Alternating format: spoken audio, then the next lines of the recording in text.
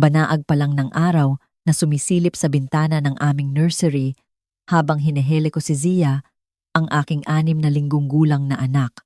Ang tahimik na sandaling ito, tuwing madaling araw ang naging pahinga ko, isang payapang mundo kung saan tanging paghinga lang ng aking sanggol at ang mahinang ugong ng baby monitor ang naririnig. Ako si Bea, at sa edad na 28, akala ko ay nahanap ko na ang perpektong buhay. Isang mapagmahal na asawa, isang magandang sanggol, at kinabukasang puno ng pag-asa. Ang hindi ko alam, may ibang plano ang aking biyenan na si Mama Margie. Narinig ko ang pagbukas ng pinto sa baba. Pero hindi ako nabahala. Si Paulo, ang asawa ko, ay madalas may nakakalimutan bago siya umalis para sa kanyang duty sa ospital. Ang tunog ng mga yabag sa hagdan ay hindi rin agad nagbigay ng babala sa akin. Ngunit nang marinig ko ang matalas na clack ng takong, isang tunog na hindi kailanman magagawa ng rubber shoes ni Paulo. Bumukas ng padabog ang pinto ng nursery at tumama ito sa dingding na ikinagulat ni Zia kaya't nagsimula itong umiyak. Nakatayo sa pintuan si Mama Margie. Ang kanyang laging maayos na buhok ay magulo ngayon at ang mamahalin niyang blusa ay gusot. Pero ang mga mata niya ang tumakot sa akin nanlilisik. Parang mabangis na hayop na puno ng galit na hindi ko pa nakita noon. Alam ko na ang totoo. Asik niya habang humahakbang papasok sa kwarto. Hindi kay Paulo ang batang yan. Niyakap ko ng mahigpit si Zia sa aking dibdib. Ang instinto ng isang ina ay agad na gumana. Mama Margie, ano bang sinasabi niyo? Siyempre anak to ni Paulo. Huwag kayong gumawa ng kwento. Huwag ka nang magsinungaling. Tumaas ang boses niya hanggang sa naging tili. Nakita ko ang mga mensahe sa cellphone mo noong naiwan mo yon sa bahay ko noong nakaraang linggo. Lahat ng text niyo ni Dave nagpaplano ng pagkikita, sinasabing miss niyo na ang isa't isa. Nanlamig ang buong katawan ko. Si Dave ay ang aking kuya. Ang kapatid kong OFW na tumutulong sa akin na magplano ng surprise birthday party para kay Paulo. Naka-station siya sa Middle East at inaayos namin ang uwi niya para sumakto sa selebrasyon. Pero hindi ko pwedeng sabihin kay Mama Margie iyon nang hindi nasisira ang sorpresa. Mama Margie, parang awa niyo na, sabi ko. Sinusubukang pakalmahin ang boses ko para kay Zia. Maling akala yang iniisip niyo. Hayaan niyo akong magpaliwanag. Magpaliwanag? Tumawa siya, isang tunog na puno ng pait. Ipaliwanag kung paano mo niloko ang anak ko. Kung paano mo ipinapasa ang anak ng ibang lalaki bilang kanya. Hindi ko hahayaang sirain mo ang buhay niya. Sumugod siya. Ang kanyang mga kamay na may mamahaling manicure ay pilit na inaabot si Zia. Tumalikod ako para protektahan ang anak ko gamit ang sarili kong katawan. Pero hinablot ni Mama Margie ang buhok ko at hinila ito ng malakas. Lumakas ang iyak ni Zia habang nagpupumiglas ako na huwag siyang mabitawan habang sinasalag ang pananakit ng biyenan ko. Ibigay mo siya sa akin! Sigaw ni Mama Margie. Ang boses ay wala na sa katinuan. Hindi siya kabilang sa pamilyang ito. Tama na. Sigaw ko at nagawa kong makawala para mailagay ang tumba-tumba sa pagitan namin. Masasaktan niyo siya. Pero wala na sa katinuan si Mama Margie. Dinampot niya ang naka-frame na litrato sa dingding iyong kuha ni Paulo habang buhat si Zia noong kapapanganak pa lang at ibinato ito sa akin. Yumuko ako at nabasag ito sa dingding sa likuran ko. Nagkalat ang bubog sa sahig.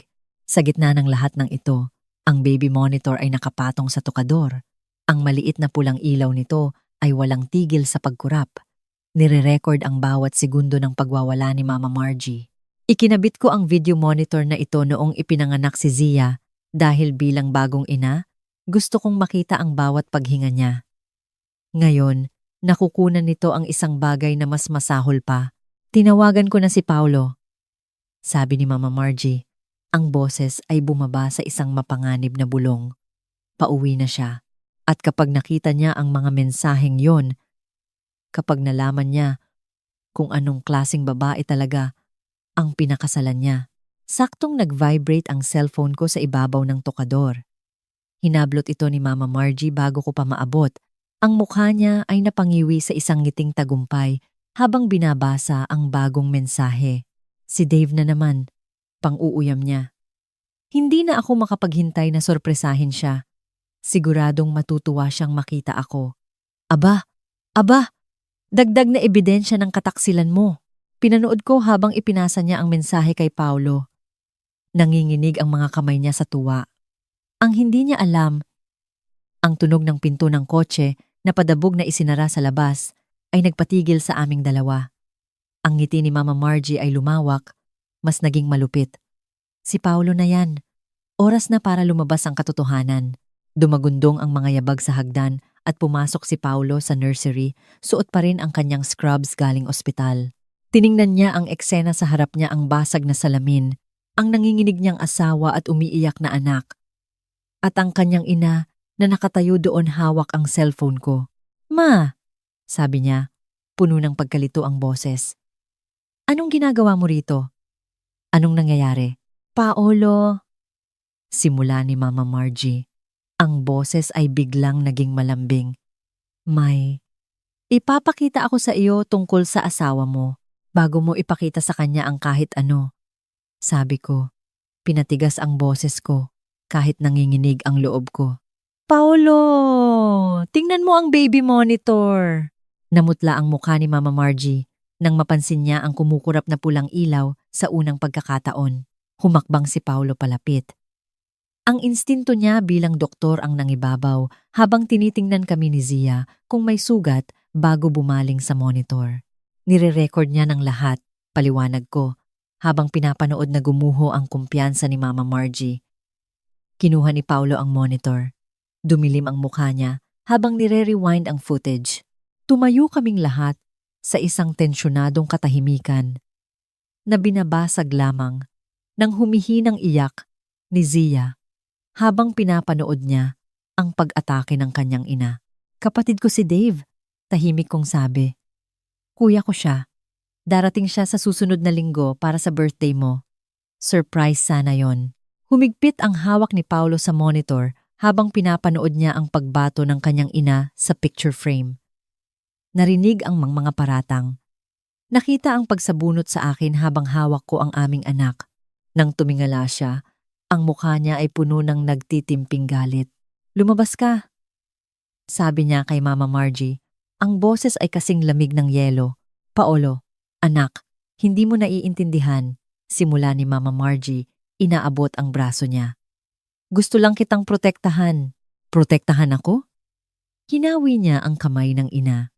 Sa pamamagitan ng pananakit sa asawa ko at pagpapahamak sa anak ko? Sa pagpasok sa bahay namin ng madaling araw? Ginamit ko ang duplicate key ko, mahina niyang katwiran, at ang mga text na yon ay galing sa kuya niya, putol ni Paulo. Ang bayaw ko, na hindi ko nakita mula noong kasal dahil nag-abroad siya. Ang kapatid na darating para sorpresahin ako sa birthday ko, pero sinira mo na rin yun ngayon. Nanginig ang perpektong lipstick sa labi ni Mama Margie, pero ang dami niyang tinatago. Tumatawag sa ibang kwarto, gumagawa ng plano ng patalikod dahil surprise party yon. Bulalas ko. Ang stress ng umaga ay tuluyan ng bumuhos. Ilang buwan namin tong pinagplanuhan. Nag-special leave si Kuya Dave. Uuwi rin ang iba mong mga anak. Nakabook na kami sa paborito mong restaurant.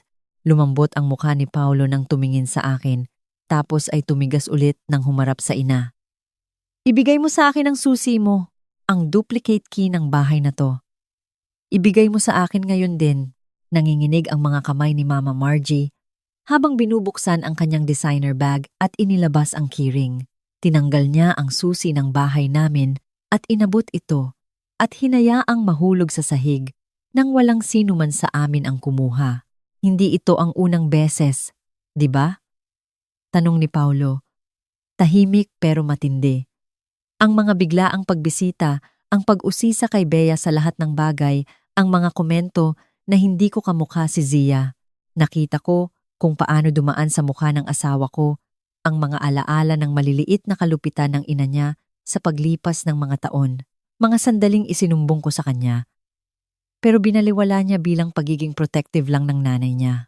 Ngayon, Dahil sa video evidence ng tunay na ugali nito, nakikita na niya ang pattern. Tatawag ako ng pulis. Sabi niya, sabay labas ng cellphone. Wag! Tuluyan nang nasira ang composure ni Mama Margie. Hindi mo pwedeng gawin yan. Ano na lang ang sasabihin ng mga tao? Paano ang posisyon ng papa mo sa board ng ospital? Masisira ang pangalan natin. Dapat inisip mo yan bago mo inatake ang pamilya ko. Sagot ni Paulo. Nagda-dial na. Bea, dalhin mo si Zia sa kwarto natin habang inaasikaso ko to. Habang tumatalikod ako para umalis. Gumawa pa ng huling desperadong pagtatangka si Mama Margie. Binaligtad ka na niya laban sa akin. Hindi mo ba nakikita ang ginagawa niya sa pamilya natin? Ang sagot ni Paulo ay naputol ng pagsagot ng 911 operator. Pero narinig ko siyang malinaw na nagre-report ng break-in at assault habang paakyat ako sa taas. Sa baby monitor, na umaandar pa rin, naririnig ko ang pagtutol ni Mama Margie na nauwi sa hagulgol nang ma-realize niya ang bigat ng ginawa niya. Makalipas ang 20 minuto, 2 pulis ang kumukuha ng statement sa aming sala. Si Mama Margie ay nakaupo ng tuwid sa dulo ng sofa. Ang kaninang histerya ay napalitan ng nagyayelong dignidad habang sumasagot sa mga tanong. Ang footage ng baby monitor ay na-download na sa cellphone ni Paulo bilang ebidensya. Mrs. Henderson, sabi ng isang pulis. Ang manugang niyo ay may karapatang magsampa ng kaso para sa breaking and entering, physical injury, at paglabag sa RA 7610 o Child Abuse Law dahil sa paglalagay sa bata sa panganib. Naiintindihan niyo ba ang bigat ng mga ito? Ang mga mata ni Mama Margie ay palipat-lipat kay Paulo. At sa akin, naghahanap ng simpatya pero wala siyang nahanap. Nag-aalala lang ako sa anak ko. Matigas niyang sabi. Nabigla lang ako, pero mabuti ang intensyon ko. Mabuti ang intensyon? Mapait na tumawa si Paulo. Muntik mo nang masaktan si Zia. Sinaktan mo si Bea. Lahat dahil hindi mo matanggap na wala ka sa kontrol. Hindi mo matanggap na may buhay ako na hindi umiikot sa'yo. Nagkatinginan ng mga pulis? Sanay na siguro sa mga away pamilya? Pero marahil, hindi sa ganitong level ng pamilyang kilala sa lipunan. Mrs. Henderson, tumayo po kayo. Aarestuhin namin kayo. Ang mga sumunod na linggo, matapos ang pag-aresto kay Mama Margie, ay naging magulo dahil sa mga abogado at drama ng pamilya. Ang ama ni Paulo, na isang respetadong siruhano, ay hiyang-hiya sa eskandalo. Nagpapalit-palit siya sa pagmamakaawa sa amin na iurong ang kaso at sa paghingi ng tawad sa inasal ng asawa niya. Hati ang reaksyon ng mga kapatid ni Paulo. Ang ate niya ay kumampi sa amin agad matapos makita ang video. Ang kapatid naman niyang lalaki ay inakusahan akong plinano ang lahat para sirain ang pamilya pero nanindigan si Paulo. Muntik na niyang masaktan si Zia. Lagi niyang sinasabi kapag may nagmumungkahi na palampasin na lang. Hindi na ito tungkol sa away pamilya. Tungkol ito sa pagprotekta sa anak ko. Ang preliminary hearing ay itinakda ng Martes ng umaga.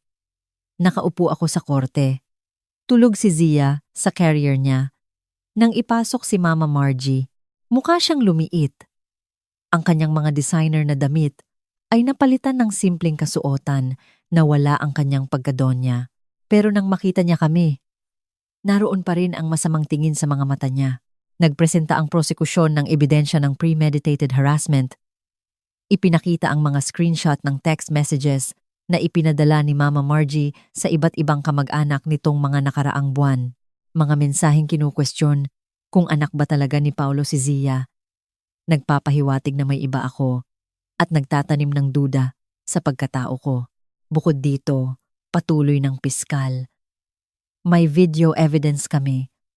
Mula sa umaga ng insidente, pinatugtog ang footage ng baby monitor sa screen ng korte.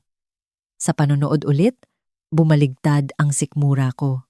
Ang mga ligaw na paratang ni Mama Margie, ang dahas ng kilos niya, ang iyak ni Zia. Naramdaman ko ang paghigpit ng hawak ni Paulo sa kamay ko. Nang matapos ang video, sinubukan ng abogado ni Mama Margie Napalabasin itong reaksyon lang ng isang nag-aalalang lola sa hinalang pangangaliwa. Ang kliyente ko ay kumilos lang dahil sa pagmamahal sa kanyang anak, katwiran niya.